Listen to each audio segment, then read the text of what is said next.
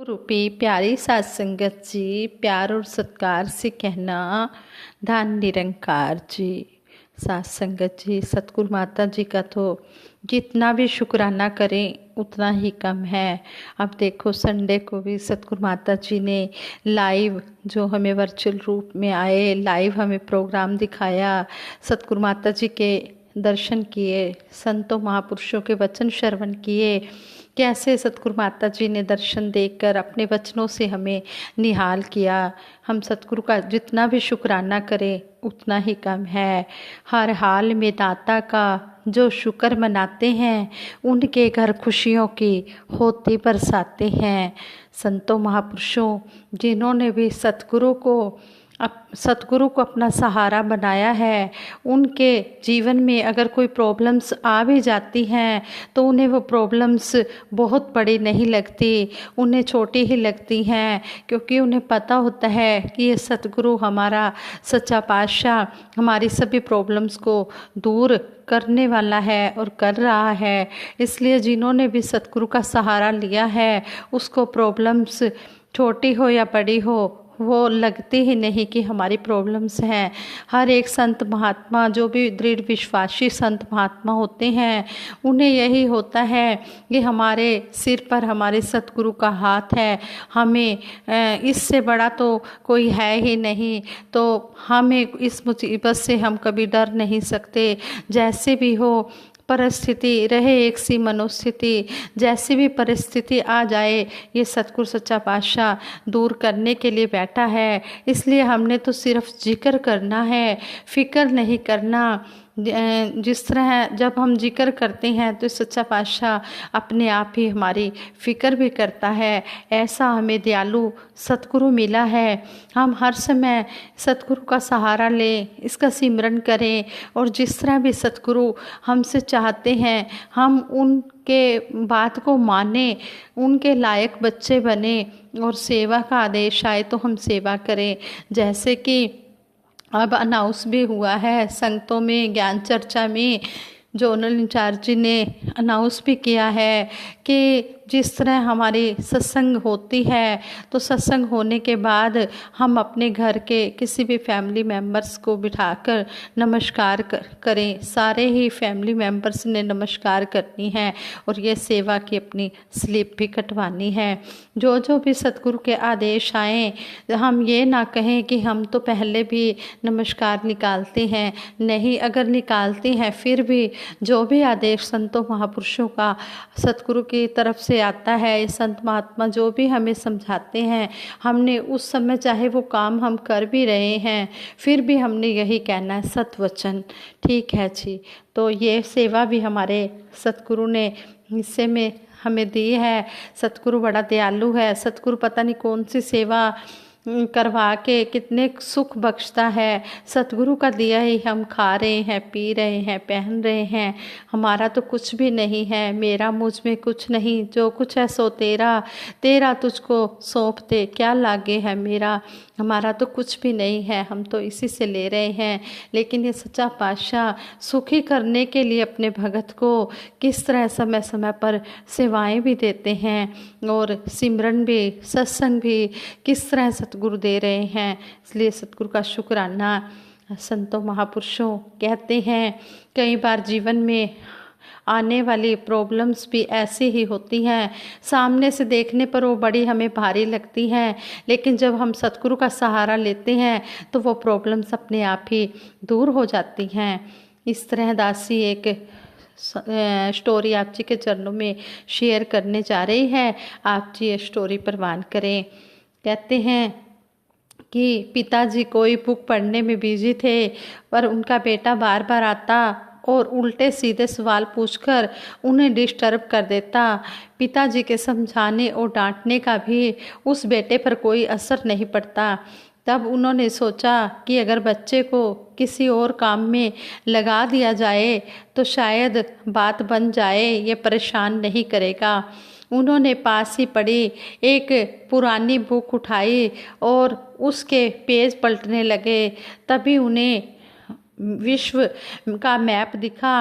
उन्होंने तेजी से ही वो पेज फाड़ा और अपने बेटे को बुलाया और कहा, देखो ये वर्ल्ड मैप है, अब मैं इसे कई पार्ट्स में कट कर देता हूँ, तुम्हें इन पीसेज को फिर से जोड़कर वर्ल्ड मैप तैयार करना होगा।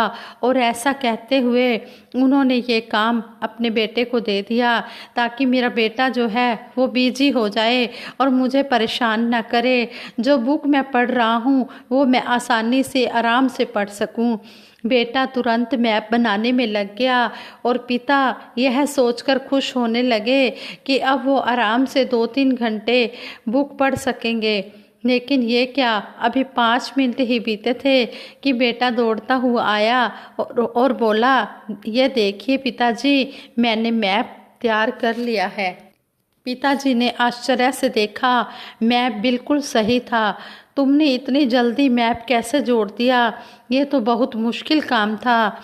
आगे से बेटा कहता है, कहाँ पापा, ये तो बिल्कुल इजी था, आपने जो पेज दिया था उसके पिछले हिस्से में एक कार्टून बना था, मैंने बस वो कार्टून कंप्लीट कर दिया और मैप अपने आप ही तैयार हो गया। और ऐसा कहते हुए वो बेटा बाहर खेलने के लिए चला गया और जो उसके पिताजी थे वो सोचते ही रह गए। संगत जी, जब प्रॉब्लम्स को आसानी से दिमाग से सतगुरु का सहारा लेकर जब उसे सॉल्व किया जाता है तो वो सॉल्व हो जाती है। ऐसे ही दासी एक और कहानी भी आप जी के चरणों में शेयर करेगी। कहते हैं, एक महात्मा एक गांव से थोड़ी दूर एक शांत इलाके में अपनी कुटिया में अपने एक शिष्य के साथ रहते थे। 2 शहरी नौजवान उनके पास अपनी प्रॉब्लम लेकर आए। कहने लगे, महात्मा जी, हमने सुना है आप हर प्रॉब्लम को सॉल्व कर देते हो। तो आगे से संत महात्मा ने कहा कि तुम अपनी प्रॉब्लम्स मुझे बताओ। तो आगे से उन्होंने कहा, नौजवानों ने, बात ऐसी है महात्मा जी, हम लोग इस शहर में नए आए हैं, यहाँ दहशत का माहौल है, यहाँ आवारा लोगों का बसेरा है, सड़कों पर गुजरते हुए लोगों से बदतमीजी की जाती है, आते जाते लोगों को गालियाँ दी जाती हैं और कुछ लोग शराब पीकर सड़क किनारे खड़े हो जाते हैं और सामने से गुजरते हुए लोगों के साथ बदसलूकी करते हैं, उन्हें गालियां देते हैं, हाथापाई पर उतर आते हैं।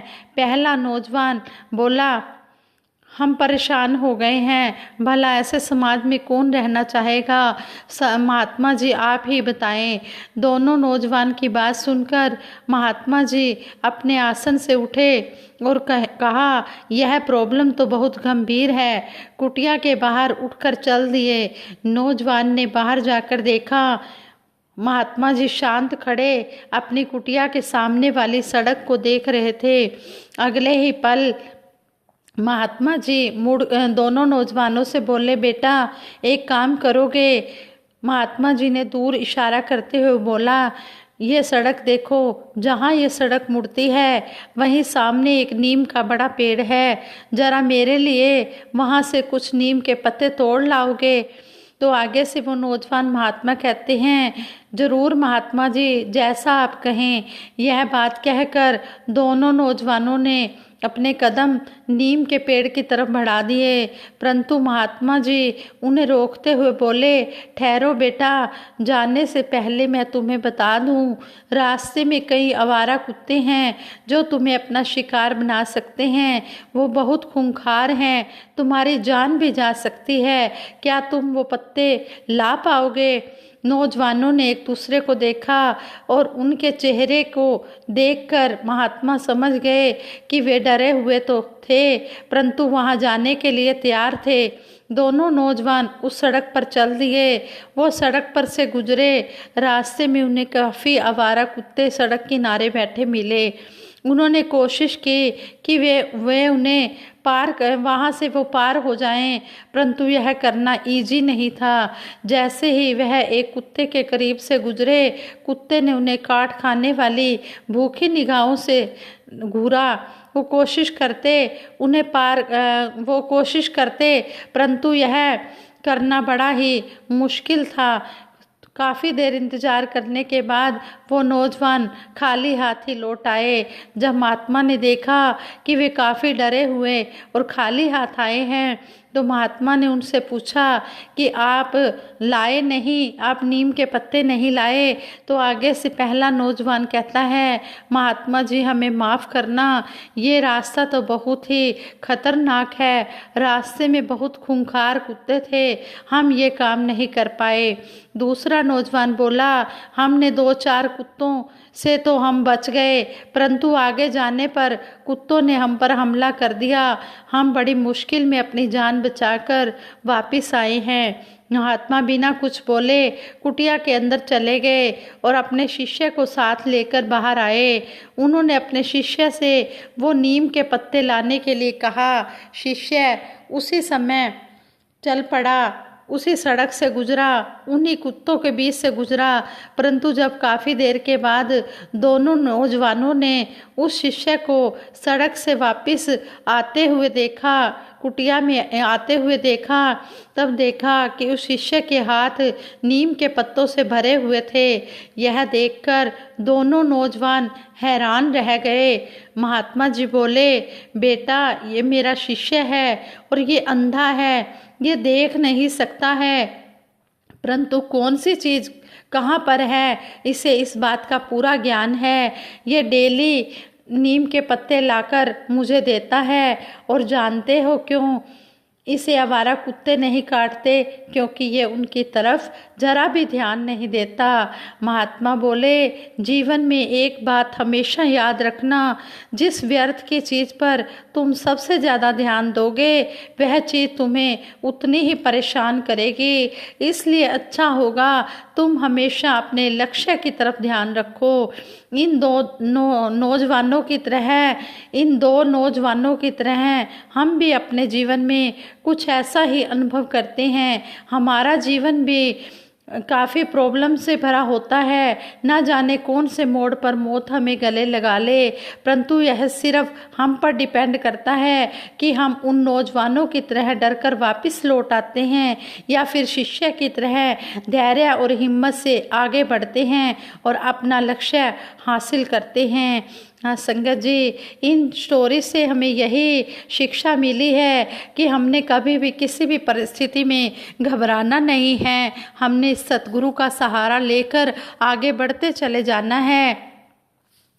अब जैसे कोविड-19 पीरियड चल रहा है, ये महामारी का दौर चल रहा है, तो इसमें भी हमने इस परिस्थिति से घबराना नहीं है। सतगुरु ने हमें कहा है कि हमने सिमरन तो करते ही रहना है, सत्संग की डोज भी बढ़ानी है और सेवा भी करनी है। और सच्चे पातशाह ने हमें संडे को भी सत्संग में इतने आशीर्वाद दिए। सतगुरु माता जी ने कहा कि दातार कृपा करे, हर कोई जहाँ स्वस्थ रहे। इतनी दासी तक न्यूज़ भी आती हैं, परिवारों से पूरा दिन लगभग यही पता लगता रहता है कि कोई महात्मा कहीं हॉस्पिटल में हैं या ब्रह्मलीन हो गए हैं, और कहीं कहीं तो यह भी दिखता है कि सिर्फ छोटे बच्चे ही रह गए हैं और पूरा परिवार ब्रह्मलीन हो गया है। या इतनी न्यूज़ उस तरह की जो सामने आती है, तो हर एक तक तो दासी यह फ़ोन कॉल्स के ज़रिए नहीं एक अपने भाव पहुंचा सकती, पर आज इस रूप में कि जहाँ जहाँ किसी के घर में भी एक ऐसी सिचुएशन है, तो वह एक निरंकार का सहारा लेते हुए एक निरंकार की रजा में बाणे में रहने वाला जीवन कि यह शरीर जहाँ परमात्मा ने दिया है तो परमात्मा ने वापस भी लिया है, उसमें हमें अपने आप को भाणे में रखना है। उस व्यक्ति के साथ एक प्यारी यादें जो जुड़ी होती हैं उनको जब भी याद करना है, एक मुस्कान के साथ याद करना है, आंसू बहाते हुए नहीं। तो कैसे एक जहाँ यह प्रमाण ऐसी सिचुएशन में भी देना है कि हम सभी ब्रह्मज्ञानी हैं, तो एक शरीर का बिछोड़ा जहाँ एक सैडनेस का इमोशन, उसमें भी कैसे परमात्मा की रजा को जब देख लेंगे तो फिर यह वाला भाव भी एक समर्पित भाव, एक सरेंडर्स का भाव कि इस परमात्मा की तरफ अपने आप को समर्पित करना, तो सतगुरु माता जी ने इस तरह हमें आशीर्वाद दिए कि हर एक पर निरंकार कृपा करे, सभी सेवा सिमरन सत्संग करते हुए अपनी भक्ति को मजबूत करते चले जाएं। सतगुरु ने हमें किस तरह हौसला दिया है, सतगुरु का ही हमें सहारा है, हमने सतगुरु का ही सहारा लेना है। लोकां दे सहारे बड़े होणगे, मेरा तो सहारा एक तू। आज संगत जी, लोगों के सहारे चाहे बहुत होंगे, लेकिन हमारा सहारा तो ये सतगुरु निरंकार ही है। हमने इसी का सहारा लेना है, जो हर पल हमारी रक्षा कर भी रहा है, करता भी रहेगा और करता भी है। संपूर्ण हरदेव वाणी में भी सतगुरु बाबा जी ने कहा है, ऐ जीवन को जीने वाले, जीवन क्या है जान ले, जीवन को जीवन बना ले, ईश्वर को पहचान ले। कहा भी है कि ये श्वास पूरे होने से पहले इस ईश्वर की पहचान कर ले, जिसके लिए इंसान तो इस दुनिया में आया है। जीवन उसको कहते हैं जो बीत रहा है प्यार से, गुरु की मति को अपनाकर जो लगा है स्वयं सुधार में। किस तरह सतगुरु समझा रहे हैं कि जो प्यार से जीवन व्यतीत कर रहा है, असली जीवन उसी को ही कहते हैं। और ऐसा जीवन जिया जाए जिस तरह अभी पीछे हमारे मंडल के प्रधान भाई गोविंद सिंह जी ब्रह्मलीन हुए, तो किस तरह उनके कर्मों द्वारा उन्हें याद किया जा रहा था। और 24 अप्रैल को ही वो ब्रह्मलीन हुए, और किस तरह उन्हें याद किया जा रहा था, क्योंकि वो प्यार से जीवन जी कर गए। और किस तरह वो हर समय अपने आप को इस तरह उन्होंने किया कि हर एक का आदर सत्कार ही करते रहे। कहते हैं कि जब भी बाबा जी बैठे होते या माता जी या कोई भी बैठे होते, हमेशा वो नीचे ही बैठते, संगत के बीच में भी वो नीचे ही बैठते। वो कहते नहीं, मुझे चरणों में बैठना अच्छा लगता है। इस तरह वो कर्म करके हमें समझा कर गए हैं। उन्होंने गुरु से मति लेकर अपने आप का सुधार तो किया ही है, लेकिन वो हम सबको प्रेरणा भी दे कर गए हैं कि हमने अपने कर्मों द्वारा इस जीवन को जीना है। जीवन उसको कहते हैं जो काम किसी के आता है, प्रेम दया से भरा हुआ है, सबको गले लगाता है। जीवन वही है जिस तरह आप देख ही रहे हो कि हमारे मिशन में कितनी कितनी सेवाएं सेवादार महात्मा कर रहे हैं। ये सतगुरु माता जी की दयालुता ही है, जो सतगुरु माता जी इतना इतना धन भी लगा रहे हैं और इतने इतने जीवन भी बचा रहे हैं। और देखो कैसे संत महात्मा खुशी खुशी अपना सेवाएं भी कर रहे हैं, आनंद भी महसूस कर रहे हैं। तो कहते हैं जीवन उसी को कहते हैं जो काम किसी के आता है। अब ये इतना जो ये मुश्किल समय आया है, इस समय में भी संत महात्मा खुशी खुशी सेवाएं कर रहे हैं। कहते हैं ज्ञान पाके भक्ति का जो नित आनंद उठाता है, कहे हरदेव उसी का जीवन सफल सदा कहलाता है। जीवन उसी का सफल होता है जो इस ब्रह्म ज्ञान को पाकर फिर भक्ति करता है। ये नहीं ब्रह्म ज्ञान ले लिया और फिर घर में बैठ गए, नहीं, सेवा सिमरन सत्संग भी करना है, तभी इस जीवन का आनंद उठाया जा सकता है। संगत जी, अगर दासी के मुख से कोई शब्द सही ना बोला गया हो तो दासी को क्षमा करना और आगे के लिए दासी को सद्बुद्धि देना, सद्विचार देना। दासी सिमरन कराएगी, सभी मिलकर साथ देना। तू ही निरंकार मैं तेरी शरण हाँ, मैनू बख्श लो। तू ही निरंकार मैं तेरी शरण हाँ, मैनू बख्श लो। बोलिए सतगुरु माता सुदीक्षा सविंदर हरदेव जी महाराज की जय। निरंकारी राजमाता गुरु बचन अवतार की जय। आज संगत जी प्यार से कहना धन निरंकार जी।